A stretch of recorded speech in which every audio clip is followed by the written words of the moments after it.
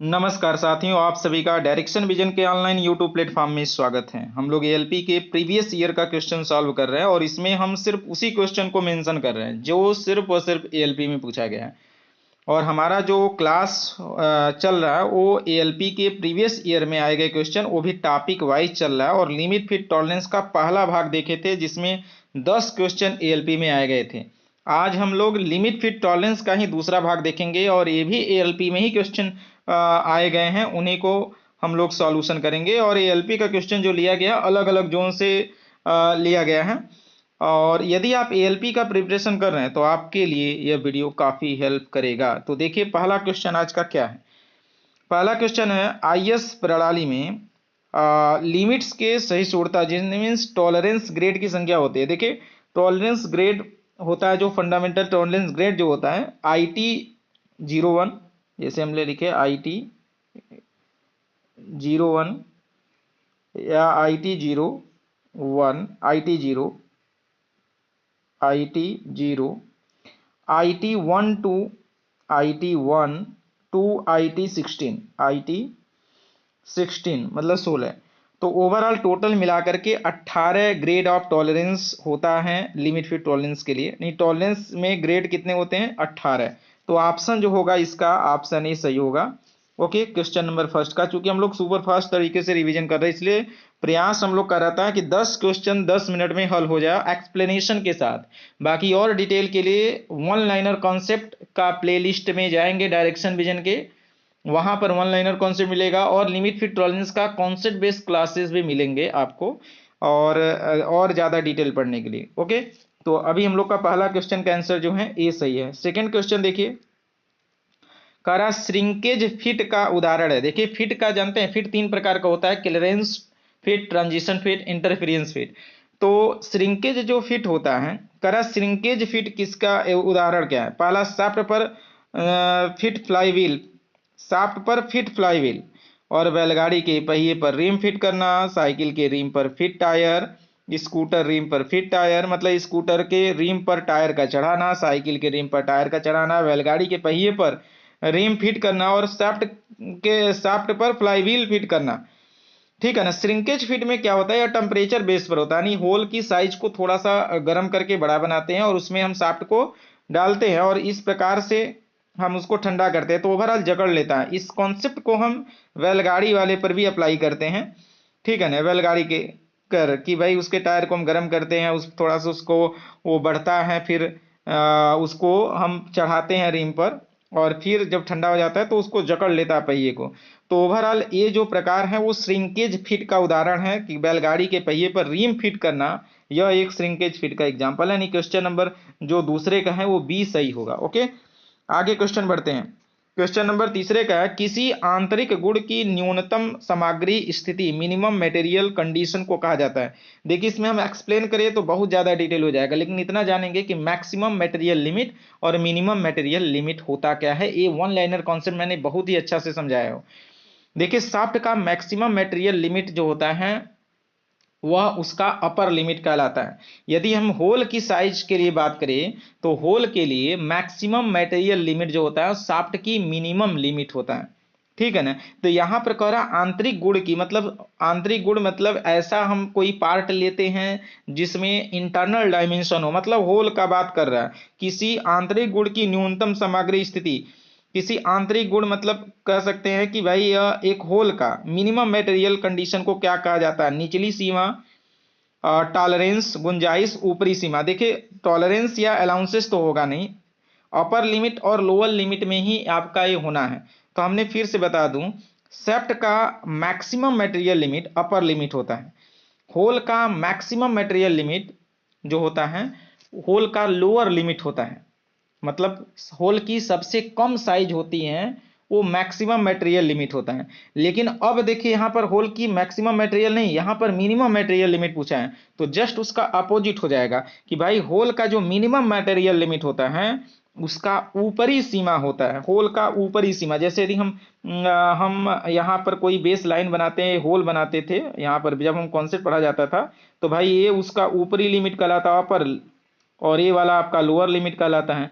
तो जितना भी मटेरियल हम लोग हटाएंगे, कट करेंगे, यहाँ से निकालेंगे, तो जाहिर सी बात है कि वह होल का साइज जो बढ़ता जाएगा, ठीक है ना, तो किधर पहुंच जाएगा, इधर पहुंच जाएगा। तो मिनिमम मटेरियल मतलब मटेरियल कम हो रहा है, तो मिनिमम मटेरियल जो कंडीशन कहलाता है होल के पॉइंट ऑफ व्यू से, उसका अपर लिमिट कहलाता है। यदि मिनिमम की जगह मैक्सिमम मटेरियल, जितना हम अंदर आएंगे होल, जितना ही छोटा होता जाएगा होल, उतना ही मटेरियल अंदर बैठता जाएगा, और उसको हम मैक्सिमम मटेरियल लिमिट होल के लिए कहते हैं। यदि आंतरिक गुण कहता है, बाह्य गुण कहता है, तो जस्ट ए अपोजिट हो जाता है। इसलिए क्वेश्चन नंबर 3 का आंसर जो होगा वो डी सही होगा। देखिए हम एक्सप्लेनेशन बहुत ज्यादा कर सकते थे, बट हम उतना ही यहाँ पर बात को डिस्कस कर रहे हैं जो हम टाइम को, ड्यूरेशन को देखते हुए। बाकी और ज्यादा डिटेल जानने के लिए वन लाइनर कॉन्सेप्ट पर जाइए, और जो हम कॉन्सेप्ट पढ़ाए हैं उस पर आप देखेंगे वो वीडियो, तो आपको और ज्यादा क्लियर कर देगा। ओके, आज इसका क्वेश्चन का आंसर हम लोग करते हैं थर्ड का, डी।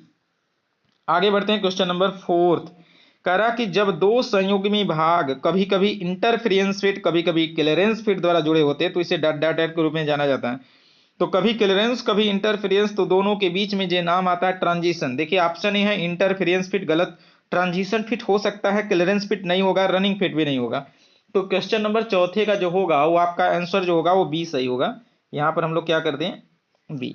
ओके, आगे बढ़ते हैं। देखिए क्वेश्चन नंबर 5 का, क्वेश्चन नंबर 5 है, कह रहा है कि मेटिंग पार्ट्स के आकार में अवकाश का अंतर, मतलब मेटिंग पार्ट का मतलब समझते हैं, एक होल है दूसरा शाफ्ट है, उनके जो अंतर है, मतलब उनके बीच में जो अवकाश अंतर कहलाता है वो अलाउंसेस कहलाता है। और अलाउंसेस यदि पॉजिटिव होता है क्लियरेंस, और अलाउंसेस यदि निगेटिव होता है तो इंटरफेरेंस। देखिए सब एलपी में पूछा गया है। क्वेश्चन नंबर 5 का डी। आगे क्वेश्चन है क्वेश्चन नंबर 6। किसी बियरिंग का अधिकतम साइज एवं शाफ्ट का न्यूनतम साइज के अंतर को कहते हैं। किसी बियरिंग का अधिकतम साइज, किसी बियरिंग का अधिकतम साइज, यानी कि एक बियरिंग है उसका अधिकतम साइज क्या है। देखिए बियरिंग का अधिकतम साइज ए वाला, मतलब ऊपर वाला, ये वाला देख रहे हैं, बियरिंग का अधिकतम साइज। और कह रहा है शेफ्ट की न्यूनतम साइज, जो शेफ्ट है यहाँ पर देखिए ए वाला शेफ्ट का क्या है, न्यूनतम साइज है। तो इनके बीच जो ये पूरा गैप है ना ये वाला, इसी को हम बोलते हैं मैक्सिमम अलाउंसेस। क्या बोलते हैं, सॉरी, इसमें क्या है, किसी बियरिंग का अधिकतम साइज और शेफ्ट की न्यूनतम साइज के बोलते हैं मैक्सिमम अलाउंसेस। क्वेश्चन नंबर 6 का जो है वो आपका ऑप्शन ए कहलाएगा। ओके, क्वेश्चन नंबर 6 का ए सही होगा। मैक्सिमम अलाउंसेस मतलब होल का अधिकतम साइज और शाफ्ट की न्यूनतम साइज के अंतर जो होता है वो कहलाता है मैक्सिमम अलाउंसेस। ओके, इसको मैक्सिमम क्लियरेंस भी बोलते हैं।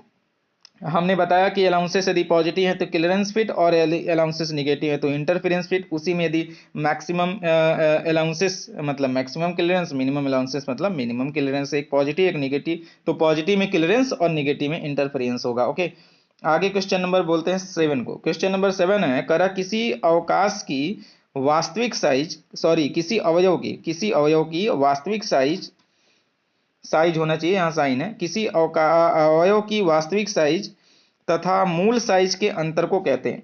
ठीक है ना, मूल साइज के अंतर को क्या कहते हैं। तो देखिए वास्तविक साइज मतलब एक्चुअल साइज और फंडामेंटल जो साइज होता है, मूल साइज होता है, उनके बीच जो अंतर होता है, ये अंतर, ठीक है ना, अंतर होता है, और ये साइज होता है, उसको बोलते हैं, क्या बोलते हैं, विचलन, डेरिवेशन कहते हैं, डेरिवेशन। ठीक है ना, मतलब एक्चुअल साइज और फंडामेंटल साइज के बीच जो अंतर होता है वही हमारा विचलन कहलाता है। क्वेश्चन नंबर 7 का आपका क्या हो जाएगा, सी आंसर सही हो जाएगा। बाकी यहां पर थोड़ा सा करेक्शन करिएगा, यहां साइज रहेगा और यहां पर अंतर रहेगा। ओके, आगे बढ़ते हैं क्वेश्चन नंबर नेक्स्ट 7 के बाद 8। क्वेश्चन नंबर 8 पर हम आगे बढ़ते हैं। क्वेश्चन नंबर 8 करा कि दो विचलनों में जिस एक को जीरो लाइन के संबंधित जोन की स्थिति जानने के लिए परंपरागत चुना जाता कहलाता है। मतलब दो विचलन में से जो जीरो लाइन के पास होता है उसको हम फंडामेंटल डेरिवेशन कहते हैं। देखिए दो डेरिवेशन होता है, अपर डेरिवेशन लोअर डेरिवेशन, दोनों का, होल का अपर डेरिवेशन होल का लोअर डेरिवेशन, हो शेफ्ट का अपर डेरिवेशन शेफ्ट का लोअर डेरिवेशन। लेकिन दोनों डेरिवेशन में से जो डेरिवेशन हमारा जीरो लाइन के नजदीक रहता है वो डेरिवेशन हमारा फंडामेंटल डेरिवेशन कहलाता है। तो इसलिए क्वेश्चन नंबर 8 का जो होगा वो आपका करा दो विचलों में से जिस एक को जीरो लाइन से संबंधित जोन की स्थिति जानने के लिए परंपरागत चुना जाता है। दो विचलन में जिस एक को जीरो लाइन मतलब बेसिक साइज यानी जीरो लाइन यानी बेसिक साइज के करीब या जीरो लाइन के करस्पॉन्डिंग जो साइज होता है वही हमारा बेसिक साइज होता है, या बेसिक साइज के करस्पॉन्डिंग जो लाइन खींचा जाता है वही हमारा जीरो लाइन कहलाता है। तो संबंधित जोन की स्थिति जानने के लिए परंपरागत चुना जाता है बेसिक साइज, अधिकतम विचलन, न्यूनतम विचलन, मूलभूत विचलन। तो यहाँ पर हमारा जो हो जाएगा वो ऑप्शन जो क्वेश्चन नंबर 8 का वो डी सही हो जाएगा। ओके, क्वेश्चन नंबर 8 का डी। आगे बढ़ते हैं क्वेश्चन नंबर 9। क्वेश्चन नंबर 9 है कि ईएस का पूरा नाम क्या? इकार्ड सुपरियर, इकार्ड सुपर, इकार्ड सुपरियर मतलब अपर, इकार्ड ए, इकार्ड डूपर मतलब ए जो ऑप्शन होगा वो आपका क्वेश्चन नंबर 9 का वो सी होगा। देखिए ईएस जो है, ईएस और ईआई दो होता है, इकार्ड सुपरियर और इकार्ड इंफीरियर। यदि ये कैपिटल लेटर में है, हमने पिछला वाले जो हमारा पहला पार्ट है उसमें भी एक एलपी में इस प्रकार का फुल क्वेश्चन आया था, ईएस का मतलब क्या होता है, तो ईआई का मतलब, इसमें यदि स्मॉल हो जाए ईएस या ईआई तो यह होल, ये शाफ्ट के लिए हो जाएगा, तो ये होल के लिए और ये शाफ्ट के लिए। इसका मतलब होता है इकार्ड सुपरियर और इकार्ड इंफीरियर, कैपिटल में है तो होल के लिए और शाफ्ट स्मॉल में है तो शाफ्ट के लिए बोला जाता है। आगे क्वेश्चन नंबर 10 देखिए, छूट न्यूनतम होता है, छूट जो न्यूनतम होता है वो बाधा फिट में, ट्रांजिशन फिट में, क्लियरेंस उपयुक्त सभी। तो जो छूट न्यूनतम होता है वो आपका इंटरफेरेंस फिट में होता है, क्लियरेंस, इंटरफेरेंस, ट्रांजिशन होता है। लेकिन सबसे ज़्यादा जो कम से कम अलाउंसेस रखा जाता है वो आपका इंटरफेरेंस फिट में होता है। तो आज का ये 10 क्वेश्चन का जो पार्ट था हमने आपके साथ साझा किया, वो सभी क्वेश्चन एलपी में आए गए थे। बाकी और क्वेश्चन इसका अगला भाग आपके साथ फिर से जल्दी ही सलूशन करेंगे।